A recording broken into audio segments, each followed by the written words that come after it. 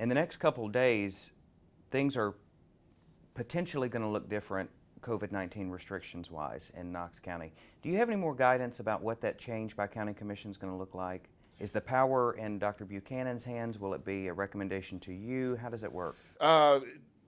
Currently, it's in Dr. Buchanan's hands. There's a lot of ambiguity with the state law, the statute, and then with the governor's executive order because of the ambiguity with the statute.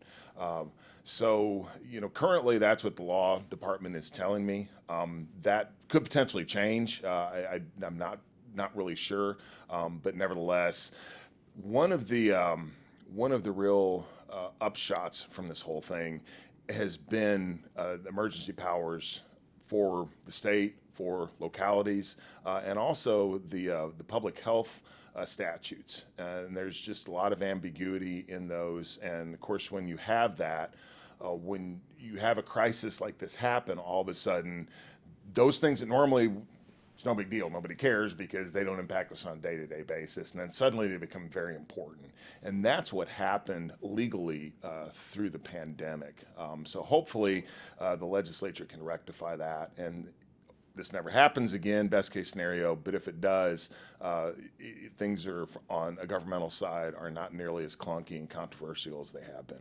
So that's what happened. We had these emergency powers established, but you're saying they were vague, they were not clear, and when we had to put them in practice, you feel they were clunky and... Yes, I mean, and that's true across the country. When you think about it, in many places, the governors just basically said, I can do whatever I want, and that's anathema to our Constitution and the American system of government. It wasn't nearly as bad here in Tennessee because Governor Lee didn't do a lot of the overreach that I think we saw in some other places. But even at the local level, it's who's in charge, who's making the decisions, and depending on who you talk to, you get a different answer. Well, that's sort of what I was hoping to have an answer for today because following the County Commission's decision, there's a lot of confusion about what does this mean. So you're saying at this point in time, it looks like your legal team is interpreting that Dr. Buchanan has the sole policy-making decision. And if I can make a distinction, the law department is elected, so it's the county's legal team, but it's not the mayor's legal team. That's right, and that referendum, we did a few stories about that distinction here recently. Right. But what happens? I mean, because you're Dr. Buchanan's boss, right? And if she has the sole power today, and you say, we don't want to continue the mask mandate, or we don't want to do this or that, what happens in that scenario? This is a very difficult scenario because under the current interpretation, she's actually under the authority of the state, in which case that authority supersedes mine. So I can certainly give her direction and what my opinion is, but that's really about it in that case because I'm not, the boss. Technically the governor or the commissioner of health would be. So again, that's where the waters become extremely muddy and very murky. And I should say too, the governor's executive order, I think it's Executive Order 77, expires on April 28th.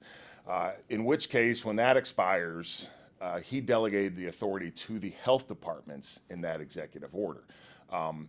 When that expires, if it does, then the power would revert back to the county mayor because the health department would once again be part of the county. But for all intents and purposes, because of that executive order, the way I understand it is they've kind of moved over to being under the state at this point. If the governor continues with that executive order, things will continue as they currently are. It seems that throughout the pandemic, you have voiced support for Dr. Buchanan. But also throughout the pandemic, you have been that one dissenting voice on the health board many, many times. Sure. I guess, where have you stood throughout the pandemic? Have you stood in favor of some of these restrictions but against the process? Or have you always thought that this was about the individual's right to wear a mask, the individual's right to distance? It is about the individual's right. I mean, I certainly understand where the people that are in favor of the restrictions are coming from. But nevertheless, in our country, part of what makes our, in fact, not part of what makes our country great is the ability to choose. And when we look at the market, actually 75% of the drop in economic activity across the country actually took place before the governor started doing lockdowns across the country. So people will react and the market will react. We see that we see that going forward now. People are in different parts of the country where they don't have a mask mandate, or they don't have this, or they don't have that. A lot of people are still doing those things because that's what they feel comfortable doing.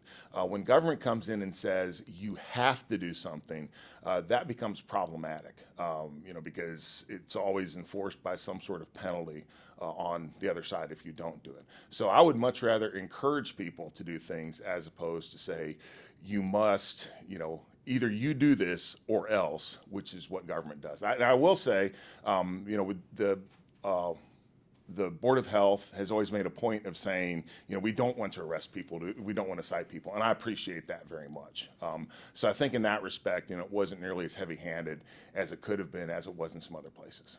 And had it been that all the counties were, had Knox County been included in that, in the list of counties where the county mayor makes the decisions, how different would things have looked? They would have looked different. I would not have implemented many of the restrictions that took place. I just simply wouldn't have done that. Would there be a mask mandate today in Knox County? No, there would not.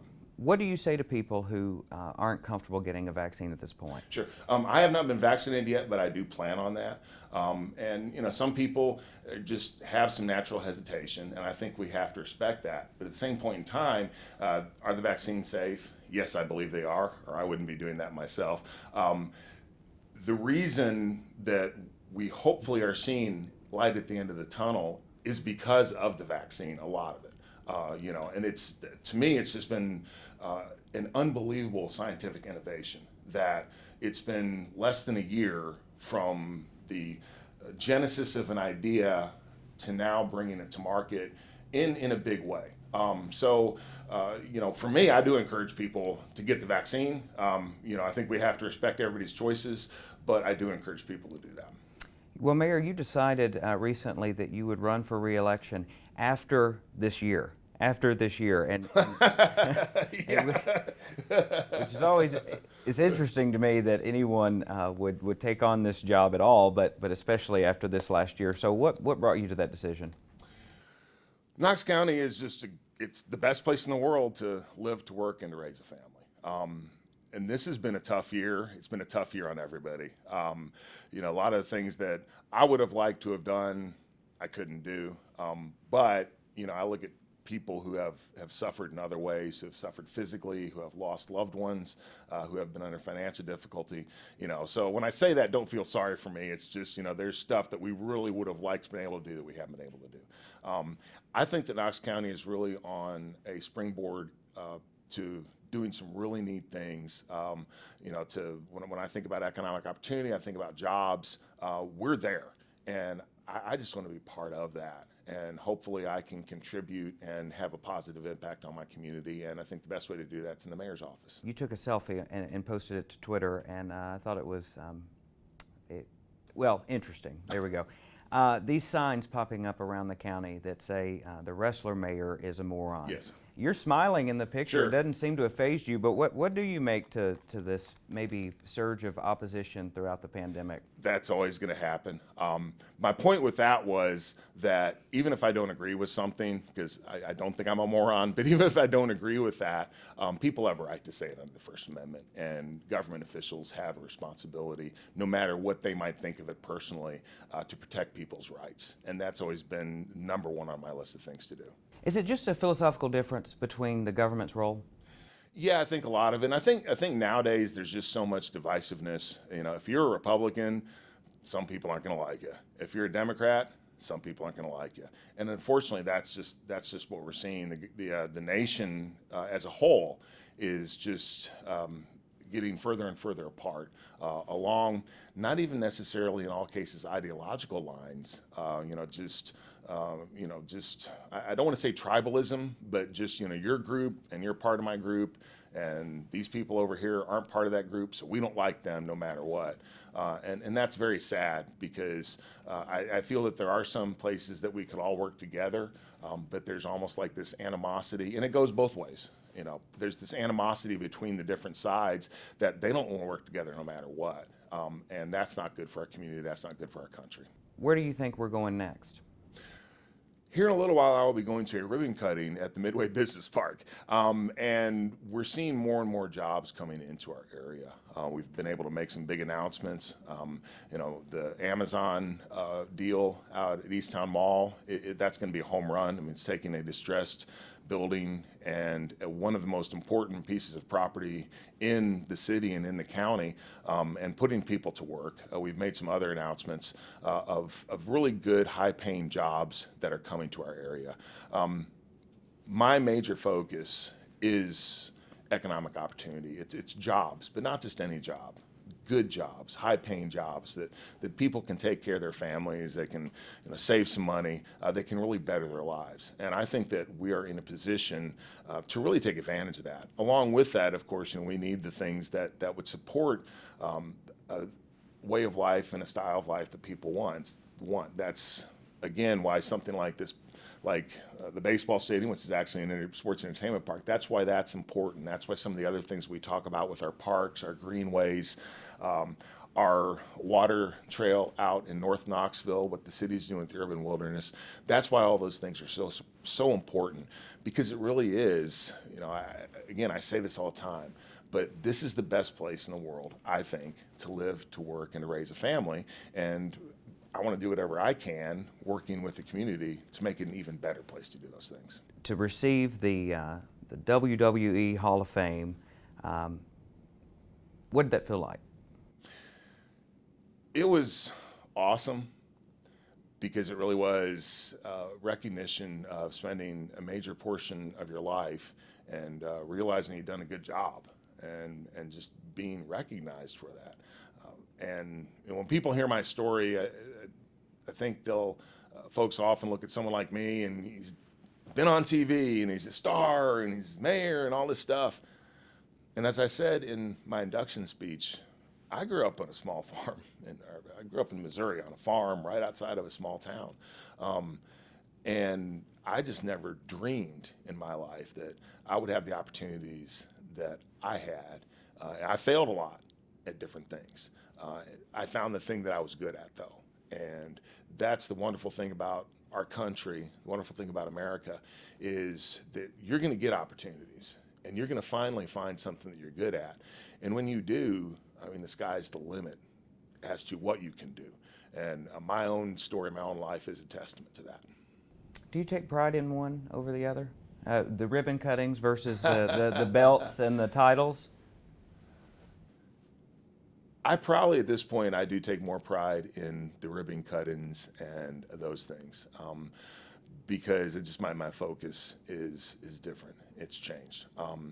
And my WWE career, I'm very proud of that, and I still, people are always like, are you going to go back? I still like to go back and do things, because that's part of my life, and that's something that I never want to close the door on.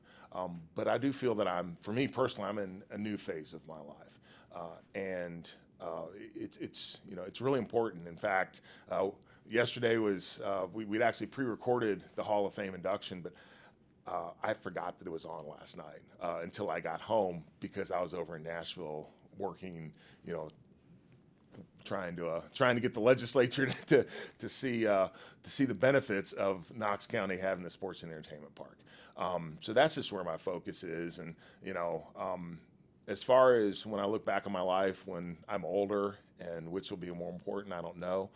But at this point, I do get a great deal of satisfaction out of knowing that as mayor, I am able to do some things that help our community. I don't do them, the community does them, but I'm the person that's go out and do the cool stuff.